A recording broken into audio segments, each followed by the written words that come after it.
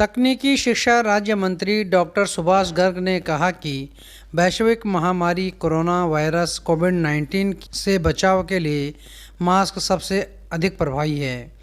उन्होंने कहा कि मास्क इस बीमारी को रोकने में 90% तक प्रभावी है। उन्होंने कहा कि कोरोना से बचाव के लिए मुख्यमंत्री श्री अशोक गहलोत ने कोरोना के विरुद्ध जन आंदोलन की शुरुआत की है, वह काफ़ी असरकारक है। इसके परिणाम भी देखने को मिल रहे हैं। No mask no entry slogan भी सार्थक एवं जन जागृति में प्रभावशाली साबित हो रहा है। वास्तव में लोग मास्क नहीं तो प्रवेश नहीं का पालन कर कोरोना महामारी को रोक सकते हैं। उन्होंने कहा कि कोरोना के विरुद्ध जन आंदोलन अभियान का तकनीकी शिक्षा विश्वविद्यालय में एवं महाविद्यालयों में अनुसरण किया गया है। उन्होंने कहा कि जहां विशेषज्ञों के द्वारा वैक्सीन को भी 50 से 60% तक असरकारी बताया जा रहा है, वहीं मास्क को 90% तक असरकारी बताया गया है। तकनीकी शिक्षा राज्य मंत्री डॉक्टर सुभाष गर्ग ने गुरुवार को तकनीकी शिक्षा भवन में वैश्विक महामारी कोरोना वायरस से बचाव तथा इसकी रोकथाम के लिए आम जन के मध्य प्रचार प्रसार एवं कोरोना के विरुद्ध जन आंदोलन के तहत आयोजित वीडियो कॉन्फ्रेंसिंग में उक्त विचार व्यक्त किया। वीसी का संचालन राजकीय पॉलिटिकल महाविद्यालय झालावाड़ द्वारा किया गया। डॉक्टर गर्ग ने कहा कि निजी महाविद्यालय भी मास्क बनवाकर गरीबों और थड़ी ठेला वालों एवं आम जनों में वितरित करें।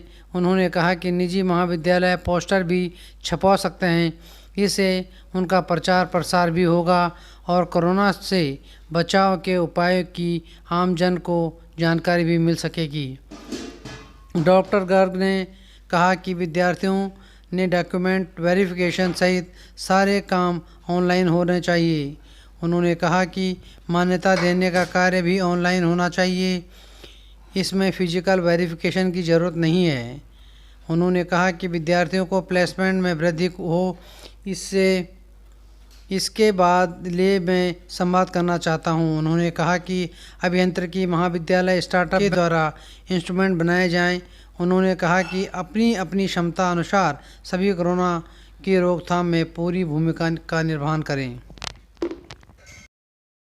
किस तरह से, क्योंकि आप सबको मालूम है 2 मार्च को जब पहला केस राजस्थान में कोरोना का आया, उसके बाद लगातार माननीय मुख्यमंत्री जी वीसीएस के माध्यम से संवाद कार्यक्रमों के जरिए प्रदेश के प्रत्येक सेक्टर के लोगों से चर्चाएं कर रहे हैं, चाहे वो हमारी सरकार के विभिन्न विभाग हों, चाहे वो हमारे जनप्रतिनिधि हों, चाहे वो सरपंच गण हों, चाहे एमएलएज हों, एमपीज हों, मंत्रीगण हों, डॉक्टर्स हों, कोई भी ऐसा क्षेत्र अछूता नहीं छोड़ा जिससे उन्होंने अपील ना की। और उसी क्रम में जब सारा कुछ होने के बावजूद भी, मेडिकल इंफ्रास्ट्रक्चर पर खूब ध्यान देने के बावजूद भी सरकार पूरी तरह सारे काम कर रही है, सुविधाओं में भी काफ़ी वृद्धि की गई है, इसके बाद भी कोरोना कंट्रोल नहीं हुआ, तो फिर 2 अक्टूबर को महात्मा गांधी जी की जयंती के अवसर पर एक प्रोग्राम लॉन्च किया गया, कोरोना के विरुद्ध जन आंदोलन। उसी क्रम में सभी विभागों से, सभी जो हमारे शैक्षणिक संस्थान हैं उन लोगों से भी, एनएसएस, एनसीसी, स्काउट गाइड और एनजीओस, धर्म गुरु, सबके साथ संवाद किया गया और लगातार वो जारी है। उसी क्रम में पहले भी और अब क्योंकि अब इसको और बढ़ा दिया गया है और मैं समझता हूँ ये जन आंदोलन लंबा चलने वाला है और कोरोना भी लंबा चलने वाला है, कोई नहीं जानता कि क्या होगा। तो उस स्थिति में और जो डॉक्टर्स के साथ संवाद किया, उसके बाद जो कार्यक्रम, जो निष्कर्ष निकल के आए कि चाहे वैक्सीन आने के बाद भी कोई गारंटी नहीं, वैक्सीन की भी जो एक सिक्योरिटी कही जा रही है, 60% वैक्सीन ही सफल हो पाएगा।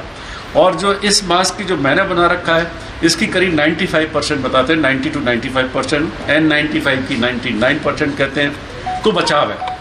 तो अल्टीमेटली जो मास्क है कि नो मास्क नो एंट्री का जो स्लोगन मुख्यमंत्री जी ने दिया, और इसके अलावा कि हर वक्त हम मास्क पहने रखें जब घर से बाहर निकलते हैं और घर के अंदर आने तक, सोशल डिस्टेंसिंग रखें और हैंड वॉश करते रहें, फेस भी वॉश करते रहें। उसी आंदोलन को आगे बढ़ाते हुए आज हमने तकनीकी शिक्षा के अंतर्गत, जो हमारे विभाग के अंतर्गत जो पॉलिटेक्निक कॉलेज है, इंजीनियरिंग कॉलेजेस हैं, प्राइवेट जो इंजीनियरिंग कॉलेज हैं, उन सब के सभी स्टेक होल्डर के साथ हम चर्चा कर रहे हैं और उनसे अपील और कर रहे हैं किस आंदोलन में आप और अधिक सक्रियता से भाग लेते हुए, चाहे वो शैक्षणिक संस्थान है, बाहर भी आपके स्टूडेंट्स आते हैं, उनको भी प्रेरित करें, आप स्वयं प्रेरित हों, मास्क बनवा करके वो वितरण कर सकते हैं और इस आंदोलन को एक महा आंदोलन के रूप में इसको हम अंगीकार करना चाह रहे हैं। उसी क्रम में आज ये बीसी की गई है और मैं समझता हूँ इसके रिजल्ट्स और अच्छे आएंगे। अभी 2 दिन पहले ही सीएम साहब ने जब सबके साथ बीसी की थी, जिसमें एनएसएस, एनसीसी, स्काउट गाइड और उन लोगों के साथ चर्चा की और वो भी एक अच्छा प्रयोग साबित हुआ और उसके बाद एक देखा होगा आपने इम्पैक्ट आया। और मैं ये भी कह सकता हूँ राज्य मंत्री होने के नाते आपने देखा होगा ग्राफ अब जो डेली जो मरीज मिल रहे हैं, अब वो संख्या 2000 से काफ़ी 1800, 1700 कुछ पे आ गई है।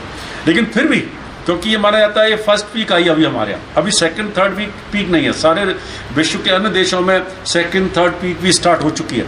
तो एक माना जाता है, कई बार साइंटिस्ट भी और डॉक्टर्स भी कह के चल रहे हैं कि शायद नवंबर के एंड में या दिसंबर के मिड में एक पीक और स्टार्ट हो सकती है।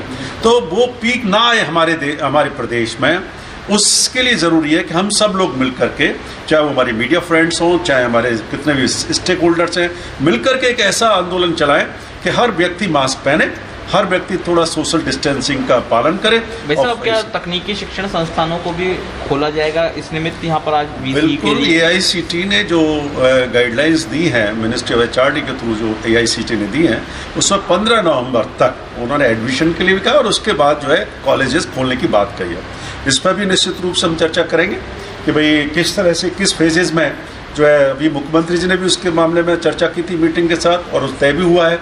उसका एक SOP भी जारी की जा रही है, हम डिपार्टमेंट उसको SOP जारी किएगा कि बच्चों का लॉस ना हो, किस तरह से सोशल डिस्टेंसिंग को मेंटेन करते हुए हम ये काम कर सकते हैं। और तकनीकी शिक्षा में मैं मानता हूँ कि नंबर ऑफ स्टूडेंट बहुत ज़्यादा नहीं है और हमारे कैंपसेस बहुत बड़े होते हैं, रूम्स बहुत बड़े होते हैं, तो हम मास्क पहनने के साथ साथ सोशल डिस्टेंसिंग मेंटेन करते हुए हम अपना टेक्निकल एजुकेशन का कार्य शुरू कर सकते हैं। सर कब से ये खोले जा सकते हैं?